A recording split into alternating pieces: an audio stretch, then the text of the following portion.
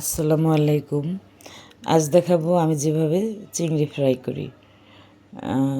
প্রথমে এই চিংড়িগুলোকে ভালো করে পানি দিয়ে ধুয়ে নিয়েছি।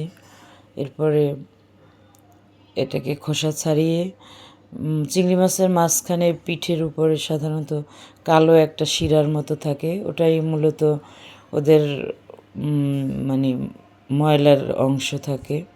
তো সেটাকে বেছে ফেলে দিয়েছি। চিংড়িটাকে ভালো করে পরিষ্কার করে, এটা যেহেতু ফ্রাই করব, যাতে একটু বড় সড়ো মনে হয়, মাছগুলো মোটামুটি বড়, তারপরেও দেখতে যাতে একটু সুন্দর হয়, সেজন্য মাছের মাথার অংশটা ওভাবে কেটে সেটে ফেলিনি। তো এখন দিয়ে দিচ্ছি আদা বাটা, সামান্য রসুন বাটা। চিংড়ি মাছে আসলে রসুন না দিলেও চলে, তারপরেও দিয়ে দিলাম সামান্য রসুন বাটা এবং পেঁয়াজ বাটা, আর দিয়ে দিয়েছি মরিচের গুঁড়া। এরপরে স্বাদ মতো লবণ।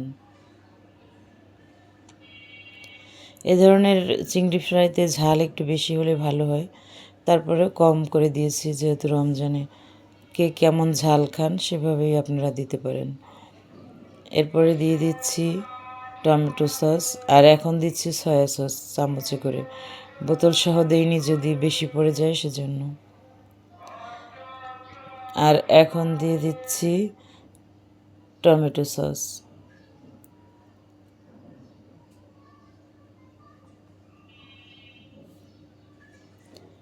এই সব উপকরণগুলো দিয়ে এটাকে আমি ম্যারিনেট হতে সময় দেবো। এখানে সব মশলা মেখে 30 মিনিটের মতো রেখে দিলেই হয়। তো আমি যেহেতু ইফতারে ভাজবো, আমি দুপুর টাইমে এটাকে রেডি করে রেখেছি। সেক্ষেত্রে আমি 2-3 ঘন্টা নর্মাল ফ্রিজে সংরক্ষণ করেছি। ম্যারিনেট হতে দিয়েছিলাম 2-3 ঘন্টা নর্মাল ফ্রিজে।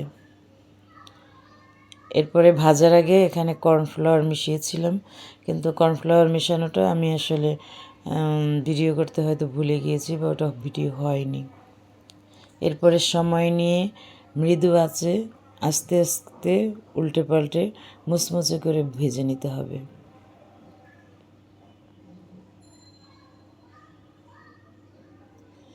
এভাবে ফ্রাই চিংড়ি আপনারা পোলাও, সাদা ভাত বা শুধু সস দিয়েও বিকেলের স্ন্যাক্স হিসেবেও খেতে পারেন।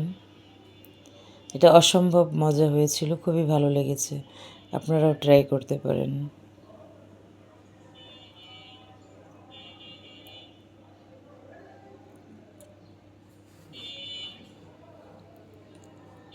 এই গলদা চিংড়ির মালাই কারি করা আছে আমার এক ইউটিউব চ্যানেলে, সেখান থেকেও আপনারা দেখে আসতে পারেন।